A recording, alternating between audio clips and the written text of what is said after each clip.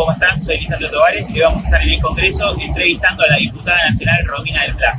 Bueno, ¿qué tal? Estamos con la diputada Romina del Pla. Muchas gracias por recibirnos. No, y bueno, preséntate. Bueno, yo soy Romina del Pla, docente de Escuela Secundaria de La Matanza, soy profe de Historia de la Universidad de Buenos Aires y a la vez soy docente en la Facultad de Filosofía y Letras, en la Cátedra Historia de los Sistemas Económicos. Milito hace muchísimos años en el Partido Obrero, muchos, desde que tengo 13 años. Y bueno, además intervengo en el plano sindical, así que soy dirigente de la Multicolor del SUTEBA y fui dirigente durante 2 mandatos, secretaria general del SUTEBA La Matanza, que luego nos desplazaron el año pasado con un fraude, así que bueno, con actividad política y gremial fuerte. Perfecto.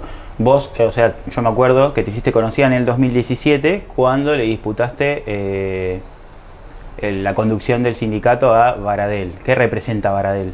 Sí, claro, ese fue un momento en el que me empecé a ser más conocida a nivel general. Por lo menos cuando yo te empecé a ver en la tele. Claro, pero es verdad, es el momento en el que, si bien yo ya llevaba casi 4 años al frente del SUTEBA La Matanza, empezó a ser muy difundido el tema de enfrentar en la provincia de Buenos Aires a Roberto Baradel.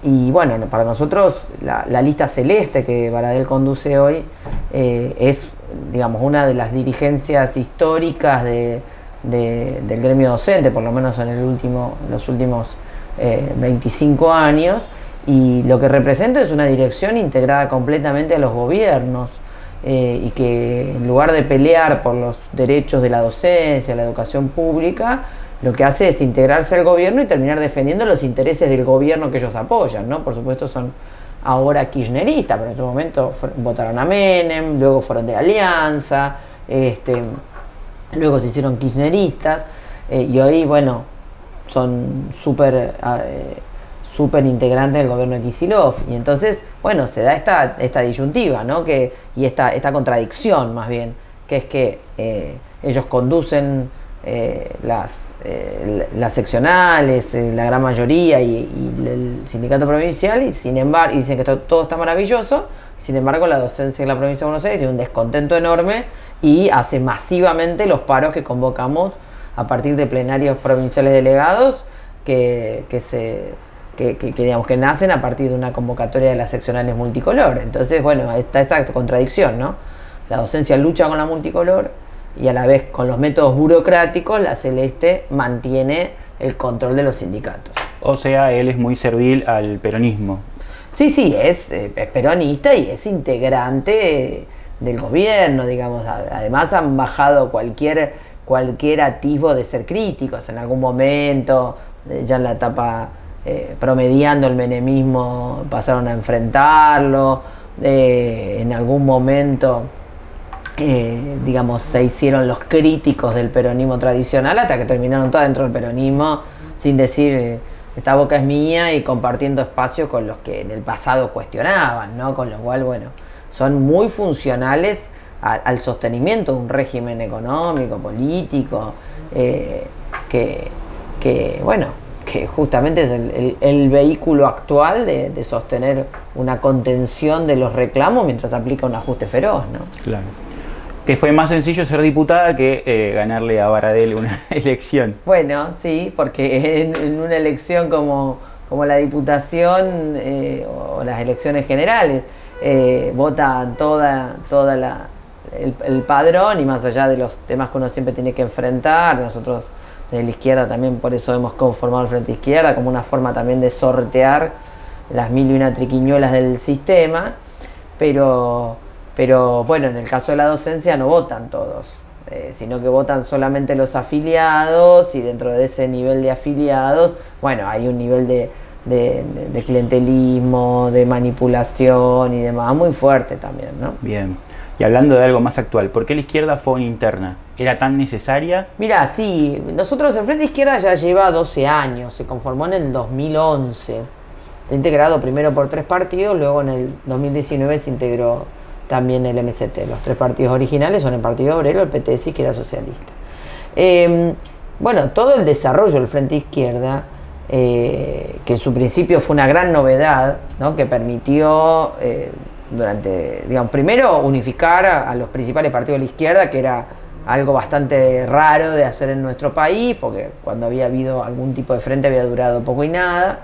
El programa de fundación del Frente de Izquierda es un programa de independencia política muy claro, es un programa estratégico, planteando con claridad que la salida tiene que ser la lucha por el gobierno de los trabajadores, una salida socialista, una reivindicación de la tradición trotskista en nuestro país, y por supuesto en el plano internacional. Entonces, bueno, es un frente de independencia política, aún con los límites que tengan cada uno de los integrantes. Por algo no somos un partido único y somos 4 partidos, ¿no? Pero, bueno, con el correr del tiempo, ya lo que, digamos, la presentación del Frente de Izquierda, incluso la conquista de bancas, ha dejado de ser una novedad para ser una constante. Ahora, el debate que estamos dando desde el Partido Obrero y que el resto de las fuerzas, por lo menos el PTS, no ha querido sentarse a dar, es si nos vamos a conformar o el Frente de Izquierda se va a constituir simplemente en un acuerdo electoral que, bueno, cada 2 años nos presentamos elecciones y nos conformamos con marcar el paso, porque la realidad es que no es que el Frente de Izquierda ha tenido un crecimiento exponencial o ha terciado, se está empezando a convertir en una fuerza de un 4 o 5% de los votos, no importa más o menos qué pase.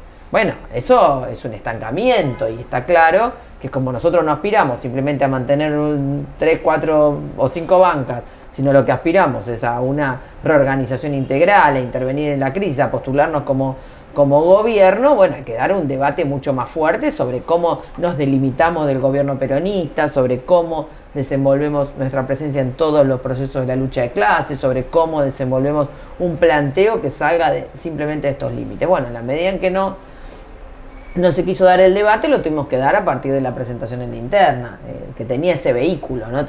La interna fue el vehículo de un debate político que de otra manera nosotros planteamos un plenario del Frente de Izquierda, que no se aceptó, sí lo aceptó el MST, hicimos un gran plenario muy interesante, gran debate que atrajo sectores independientes, que atrajo sectores que estaban buscando una alternativa frente al descontento y en ese sentido nosotros consideramos que ha sido importante. Sin embargo, en todo este proceso la izquierda tiene una votación marginal, eso no se nos puede escapar y justamente hay un problema que tenemos que abordar.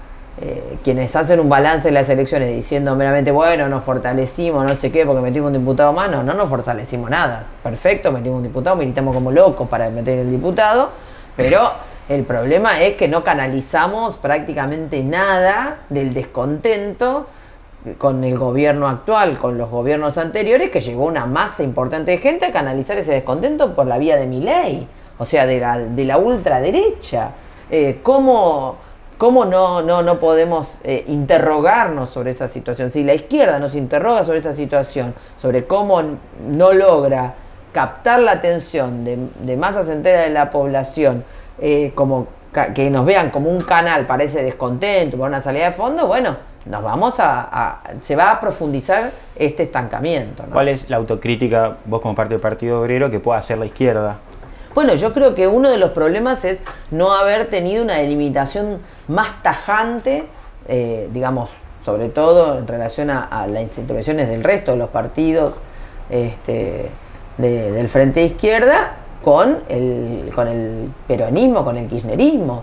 Entonces, cuando la derecha hace una campaña, lo hizo Milei, pero también lo hizo Bullrich, lo hizo Juntos con el Cambio, de que en realidad la izquierda de que el gobierno peronista, el kirchnerismo especialmente, pero el gobierno en su conjunto es de izquierda, y entonces nos meten en esa bolsa y a la izquierda la hacen responsable de todos los errores de un gobierno que por supuesto no integramos y que por el contrario enfrentamos. Bueno, eso tiene que tener una delimitación y una separación mucho más tajante, ¿no? Para que la población no termine comprando una idea completamente errónea. ¿Y qué pasa? Cuando desde algunos dirigentes del Frente de Izquierda, en lugar de producir esa delimitación tajante, denunciar las maniobras, se le tiran centros a algún sector del kirchnerismo, a Cristina Kirchner, no se suscribe la idea de que Cristina Kirchner estaría proscripta o demás, bueno, termina dándole pasto a esa a esa orientación. Entonces, creo que tenemos, bueno, una tarea que dar, porque por supuesto la elección no solo sigue abierta en este periodo, sino que el periodo que se abre, gane quien gane, va a haber una política de ajuste tan grande que obviamente nos va a encontrar en la calle organizando y demás, pero el problema es cómo transformamos esa intervención en una alternativa de poder, y creo que es el debate que sigue abierto para darse dentro de la izquierda. Sí, Miriam Bregman dijo hace unos días que Massa y Milei no son lo mismo, claramente. Bueno, yo te pregunto, ¿qué son? Bueno, es que ahí es una pregunta que le hicieron que es muy tramposa y me parece que hay que ser claros en esto. Creo que Gabriel Solano lo contestó, digamos, más agudamente en un punto.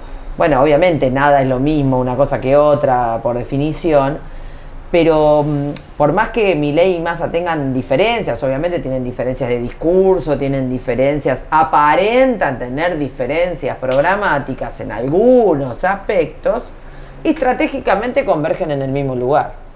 Y esto no se puede eludir. ¿A qué me refiero? A que ambos consideran que hay que sostener los compromisos con el Fondo Monetario Internacional. Bueno, por supuesto, Milei dice, voy a sobrecumplir las metas. El otro dice, bueno, qué problema, tenemos que cumplir las metas. Pero Massa aplica un ajuste igual. Pasó las PASO, 22% de devaluación. Ahora pasó la elección general, devaluación encubierta con el dólar para los exportadores. O sea, el ajuste lo sigue haciendo, no hay que distraerse. Entonces, estratégicamente, tienen muchos puntos de convergencia unos y otros. Entonces, está claro que forman parte de los políticos del ajuste, de los políticos capitalistas. En ese sentido, nosotros no podemos políticamente apoyar ni a uno ni a otro. Y ojo, hay un tema también que hay que tomar en cuenta. Está claro que el voto a Massa en esta última elección y su triunfo se ha debido en parte a que una parte de la población se asustó ante la posibilidad del triunfo de Milei y por lo tanto colocó un voto ahí entendiendo que podía ser el que le podía hacer frente, sin darle un cheque en blanco, sin apoyar al gobierno. Pero hay que tener claro que ese susto con Milei en parte fue creado por el propio gobierno peronista, porque la personería a Milei en la provincia de Buenos Aires se la dio un ex funcionario de Kicillof para que se pueda presentar en la provincia, porque le dieron todo tipo de, las candidaturas, todo eso es muy, muy obvio, y recursos y medios, o sea que también fue impulsada esa variante por el propio gobierno con la idea de sacarle votos a Juntos por el Cambio. ¿Y vos decís que se le fue de las manos? Yo creo que, claro, en un momento, obviamente, eso se fue. A nadie se le puede escapar que ahora, en parte, el triunfo en algunas provincias que donde dieron vuelta el resultado tiene que ver con que ahora sí los gobernadores controlaron los votos y dejaron de cuidárselo y se dejaron de tanta liviandad para con esa lista, ¿no? Entonces, eso me parece que es claro, que es concreto y bueno, tenemos que verlo. Entonces, más allá de las diferencias que tengan, estratégicamente hay que tener claro que pertenecen a un mismo campo, que es el campo del ajuste, el campo de las patronales, el campo de la burguesía. En ese punto nosotros no podemos dar ningún apoyo político a ninguno de los dos. O sea, la izquierda vota en blanco. No. La izquierda está debatiendo qué posición va a adoptar. Pero lo que está claro es que nosotros no podemos darle ningún apoyo político a ninguno de los dos. Eso es clarísimo. A Milei lo combatimos desde el vamos. Sí. Y con el gobierno peronista y con la lista que ahora encabeza Massa, que plantea la unidad nacional, tenemos perfectamente claro que es una unidad nacional para el ajuste, es una unidad nacional para el saqueo, es una unidad nacional para seguir reprimiendo a la población en Jujuy que se levanta contra el saqueo, contra una reforma constitucional completamente reaccionaria e inconstitucional. O sea, tenemos claro de qué se trata ese planteo de la unidad nacional. Es para tener el volumen político para aplicar el ajuste y garantizar la contención. Entonces, más allá de qué se resuelva finalmente con el voto, de hecho estamos haciendo plenarios, ya se reunió la Dirección Nacional del Partido Obrero, el fin de semana vamos a hacer plenarios, el 4 de noviembre vamos a hacer una conferencia nacional y por supuesto va a haber reuniones con el resto de la izquierda para tratar de llegar a una posición común. O sea, más allá de lo que se resuelva efectivamente con el voto, el punto nuestro es que políticamente no podemos apoyar a ninguno de los dos. Después, ¿cómo se materializa eso? Si se materializa diciendo, bueno, nosotros no votamos a ninguno, o se materializa de alguna otra manera, veremos. ¿Pero hay posibilidad de que haya apoyo a alguno de los dos? Apoyo político está claro que no. No, pero el planteo de voto a uno o a otro yo lo veo muy difícil. Milei, por supuesto, descartadísimo desde el vamos. Tu vecino de banca. Lo de Massa yo lo veo muy difícil por esto mismo que te digo. ¿Se entiende? Entendemos que hay una presión de todo un sector de la población que dice, bueno, pero acá hay que votar porque esto, digamos, pero nosotros como partido, digamos, si alguien decide que lo va a votar a Massa, perfecto. Ahora, nosotros como partido, incluso creo que como Frente Izquierda, no podemos colocar ninguna idea de que allí hay una salida por la positiva. Tenemos que tener una delimitación, porque me parece que también, incluso no ha faltado quien nos dijo, mirá, yo voy a votar a Massa, pero ustedes no pueden, en el sentido que ustedes tienen que preservar, porque son los que tienen que liderar el siguiente proceso de luchas, y obviamente todos son gobiernos que utilizan los votos, porque el mecanismo de balotaje es bien tramposo. Creo que esto hay que detenerse un momento. El mecanismo del balotaje es un mecanismo para crear la ilusión de una mayoría que los candidatos no tienen por sí. Entonces, esta obligación, entre comillas, de que el electorado vote a candidatos que no eligieron, por algo no lo elegiste. Esto no es un elemento de descarte, no es un juego de los 8 escalones, mayor o menor. ¿Se entiende? Esto es ni aproximación, esto es la decisión de un apoyo político a quien vos votás. Entonces nosotros, en ese punto, creo que es un mecanismo muy ficticio y lógico, tiene que ver con ver si pueden crear esta ilusión de una mayoría o de un cierto respaldo que no tienen. Vos fíjate, Massa, a pesar de haber ganado, sacó el 36% de los votos para el peronismo unificado en lista única. Sí. Eso es una votación muy baja. Pero en el contexto en que está es un milagro. Bueno, lógico, pero te quiero decir que como no comen vidrio tampoco, te estoy hablando de justamente cuál es el problema de las crisis, de las posibilidades de contención de los grandes aparatos políticos que tradicionalmente contenían a todos, o a la mayoría de la población, y nosotros quedamos como un elemento ultra marginal.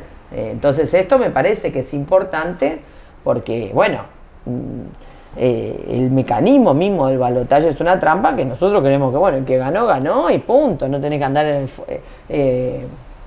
ficcionando mayorías que no hay. Perfecto, hablemos un poquito de la persona que se sienta a tu izquierda, ¿no? No, a mi derecha. A tu derecha, de Milei. ¿Cómo lo interpretás o qué entendés de él? No, mira, yo creo que forma parte de un fenómeno que tiene cierto carácter internacional, ¿no? Esta idea de sectores de ultraderecha, fachos, que se dicen libertarios, que de libertarios no tienen nada. La idea de los libertarios surge del anarquismo, que por definición enfrentaron al sistema, ¿no? Y lucharon para destruir el capitalismo, ¿no? Para sostenerlo, reforzarlo, llevarlo a su expresión más extrema, ¿no? Por lo tanto, ahí hay toda una falsedad que Milei representa muy bien, y él insiste diciendo que es anarquista y que no sé qué, que es anarcoliberal. No, de anarquista nada. Los anarquistas luchaban por destruir el capitalismo. Esto es concreto, y ahí ya tenés un robo de planteamientos, ¿no? El tema es que Milei logra una notoriedad y no pasa de ser un elemento completamente marginal o meramente ocasional por el enorme descontento que hay en la población sobre lo que ha pasado con los gobiernos de estos últimos 40 años, y eso es indiscutible, y en un punto es el registro que nosotros venimos haciendo, ¿no? Que hay una ruptura cada vez mayor de distintos sectores de la población con los que gobiernan y gobernaron, y esto tiene un punto de importancia para nosotros, en el sentido que, bueno, es el sector que si en lugar de canalizarse por derecha se canaliza por izquierda, efectivamente puede darle una salida por la positiva, por la reorganización económica, social, política, que pueda realmente sacarnos de este cuadro de aumento de la pobreza, de la desigualdad, del salario que no alcanza, de una degradación cada vez más brutal para la mayoría de la población. Entonces, creo que en ese punto se montó y enganchó, se entiende, con un discurso que caló en un sector, que entre la bronca, entre la idea, la idea ficcional de que con dólares va a mantener el poder adquisitivo, cosa que por supuesto no va a ocurrir, porque implica además una mega devaluación, y enganchó. Sin embargo, tiene patas de barro, porque un planteo fascista, digamos, un fascista como es él, ¿no? En sus planteos. ¿Considerás que es fascista? Yo creo que él tiene un planteo, sí, de corte fascistoide, bueno, ni hablar de su compañera de fórmula, ¿no? Que es un ser siniestro. Victoria Villarruel. Defensores de la dictadura, reivindicadores, partidarios de volver a darle a las Fuerzas Armadas el rol de intervención en la seguridad interior, le hace represión a quienes luchen, pero no ha podido armar todavía un movimiento de carácter fascista. Recordemos que Marra trató de armar el movimiento antipiquetes con la idea de a ver si movilizaba a alguien para ir a atacar los piquetes, porque eso es el fascismo, ¿no? La movilización de las clases medias contra los sectores de trabajadores, las clases populares, y no lo lograron. No pasa se entiende, de un sitio de Instagram. Él cuando dice que no fueron 30.000, ¿por qué vos sí podrías decir que fueron 30.000? Bueno, en primer lugar porque los 30.000 salen de los cálculos que se hacen a partir de las denuncias y de todas las situaciones que han ido recolectando los distintos organismos de derechos humanos, sobre todo los independientes, los que vienen militando bajo la dictadura, contra la dictadura. Entonces, el primer punto es que hay un registro de esa cantidad. El segundo tema es que, bueno, hay mucha evidencia de esto. Por ejemplo, el Departamento de Estado norteamericano reconocía en 1978, a solo 2 años de comienzo de la dictadura, 22.000 desaparecidos. Entonces, si el Departamento de Estado, que tiene más acceso a los archivos de los que hay todavía hoy, ¿no? A los archivos de la propia dictadura y a la documentación y a las acciones, porque los archivos de la dictadura todavía siguen sin abrirse en su totalidad, es más, una gran mayoría siguen sin abrirse, efectivamente tenían los datos fehacientes, y en el 78 al 83 todavía el proceso represivo continuó, con lo cual vos tenés ahí claramente que hay muchos elementos y evidencias documentales de la cuestión. Ahora, incluso si fuera una investigación a fondo, quizás fueran muchos más, porque hay muchas cosas muy mal documentadas. Por ejemplo, lo ocurrido en Tucumán, donde en Tucumán la cantidad de secuestrados y la cantidad de presos y detenidos incluso en sus propias casas, ha sido muy importante y está muy subregistrado todo ese proceso, ¿no? Entonces ellos se agarran del nunca más, se agarran de la investigación de la CONADEP, y la investigación de la CONADEP fue en un pequeño periodo sobre una pequeña cantidad de lugares a los que pudieron acceder, sobre una pequeña cantidad de denuncias, porque recordemos que todavía en el 83 y en el 84 la gente, bueno, en el 84 la dictadura dejó formalmente de estar el 10 de diciembre del 83, 84 la gente estaba todavía aterrorizada, con lo cual muchísima gente todavía no denunció, y por algo vino la ley de punto final. La ley de punto final que exigieron con el levantamiento Carapintán en el año 86, que se aprobó en este mismo Congreso, una ley oprobiosa. ¿Qué decía el punto final? Que no se podían hacer más denuncias. Y a partir de ahí se cortaron. Y después vino la de obediencia debida, para que solo se juzgara a las jerarquías militares. Entonces, luego que se anularon esas leyes, que fue después del 2000, o sea, mirá todo el periodo, hubo más de 15 años de vigencia de que no se podía hacer ninguna denuncia más. Cuando todo eso se reactiva, bueno, hay muchísima gente que se murió, que no tuvo los medios, que que no llegó a poder institucionalizar su denuncia. Entonces, fueron 30.000, no se puede discutir esa cuestión, y lo que sí debería hacer el Estado es abrir definitivamente todos los archivos. Entonces así podemos saber exactamente todo lo que está documentado, cada caso, dónde están, dónde fueron asesinados, dónde fueron sepultados y fundamentalmente dónde están los casi 400 bebés de esa época, adultos de ahora, que todavía están sin recuperar su identidad. Y que no se abran esos archivos, y no lo abrió ningún gobierno, ni el kirchnerismo que habla de los derechos humanos y demás, no los abrieron porque hay comprometida gente, obviamente, del más profundo poder, con lo cual nadie quiere tocarlos. No conviene. Bueno, ¿y Massa? ¿Quién es Massa? ¿O qué? Vos también lo compartiste tiempo con él en la Cámara. Claro, sí, compartí tiempo con él como presidente de la Cámara. Mirá, Massa, tenemos que tener muy claro, Massa es un hombre que viene de la UCD, ¿no? De un partido de derecha, justamente. La Unión de Centro Democrático era el eufemismo para hablar de un partido de derecha tradicional de Argentina, el de Alzogaray, el que cogobernó con Menem. Massa viene de ahí. Y luego, bueno, se fue integrando al peronismo, pero siempre siendo un hombre muy ligado al Departamento de Estado norteamericano, un tipo de la embajada yanqui. Y no es que lo decimos por decirlo, es un tipo con relaciones muy profundas y muy directas en Estados Unidos, en el Fondo Monetario, en distintos sectores. Recordemos que él, en un momento, cuando rompió con el kirchnerismo por la 125, en el 2009, él se convirtió en el representante en Argentina de Rudolf Giuliani, el que había sido alcalde de Nueva York con la idea de la tolerancia cero, o sea, la represión brutal, lo trajo, ¿no? A todo el mundo, lo trajo, la persecución a los negros, la persecución a la juventud y demás.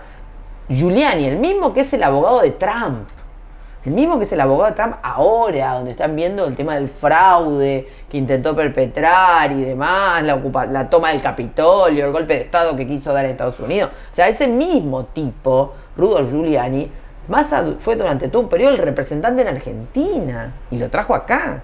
O sea, esto hay que tener claro, es un hombre de derecha del peronismo, no es un tipo como lo quieren presentar, que es casi el Che Guevara. Preguntarse, ¿vos cuál creés que tiene que ser el rol de la izquierda? Gane quien gane, vos dijiste que viene un periodo de lucha.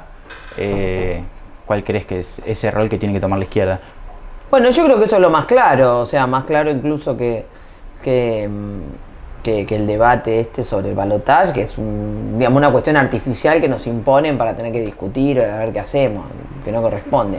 Yo creo que el rol es muy claro en el sentido que tenemos que liderar todos los procesos de lucha contra el ajuste, que se va a venir mucho más agudo que lo que estamos viviendo, porque incluso una vez que el gobierno que asuma va a tener liberada la campaña y todo lo que venía como condicionante a los planteos o a la política de gobierno, concreto en el caso de Massa, va a ser muy agudo. El FMI está reclamando reformas muy de fondo, está reclamando reforma nuevamente a la ley jubilatoria, eliminar los regímenes jubilatorios especiales como el de los docentes, por ejemplo, atacar el tema de las tarifas, aumentándolas porque quieren eliminar los subsidios. Hay reclamos de privatizaciones de ciertos sectores, hay reclamos, por supuesto, de cumplir la meta de achicar el déficit fiscal y llegar a superávit, achicando justamente sobre los gastos sociales.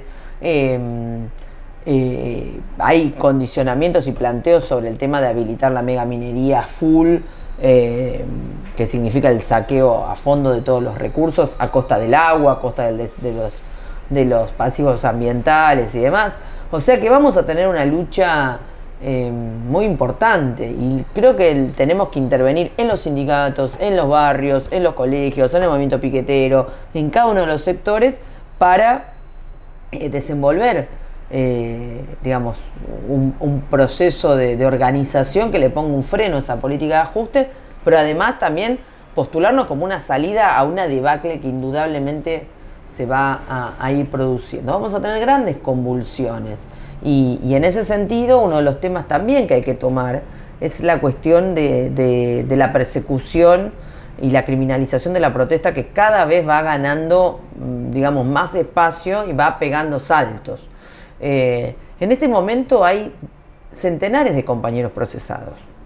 Otra vez, ya los habíamos tenido bajo el kirchnerismo en su momento, venían de la era Duhalde y demás. Ahora, de nuevo, centenares de compañeros procesados. Y no solo donde gobierna la oposición, como Jujuy con Morales. Tenemos compañeros procesados en Santa Cruz, en Jujuy, tenemos compañeros procesados en Córdoba, prácticamente en todas las provincias. A César Aracaki y a Daniel Ruiz les están confirmando las condenas por haberse movilizado contra la reforma previsional macrista y están siguiendo de oficio ese juicio. Entonces, estamos frente a una situación cada vez más difícil, donde además tanto Milei como Massa son partidarios de usar a fondo la mal llamada ley antiterrorista, que es una ley para perseguir a los que se organizan y luchan. Y esto es muy serio.